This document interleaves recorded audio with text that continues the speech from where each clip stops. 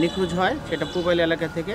পরবর্তীতে আমাদের যে নারায়ণগঞ্জ দাউদপুর ইউনিয়ন পুটিনা গ্রামে একটা লাশ পাওয়া যায়, অজ্ঞাত লাশ পাওয়া যায়। এই সংক্রান্তে রূপগঞ্জ থানায় একটা মামলা হয়, মামলা নম্বর 36/11/2024, দণ্ডবিধি 302, 201, 379 এই ধারার।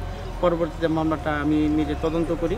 তদন্ত করার পরে এই সংক্রান্তে আমরা প্রথমে 4 জনকে গ্রেপ্তার করি এবং পরবর্তীতে আমরা নরসিংদী থেকে আরেকজনকে গ্রেপ্তার করি এবং সেই জায়গা থেকে এই চোরাইকৃত অর্থের উদ্ধার হয় এবং এই সংক্রান্তে তাদেরকে জিজ্ঞাসাবাদ আমরা আজকে বিজ্ঞ আদালতে নিয়ে যাব এবং নিয়ে যাওয়ার পরবর্তী কার্যক্রম শেষ।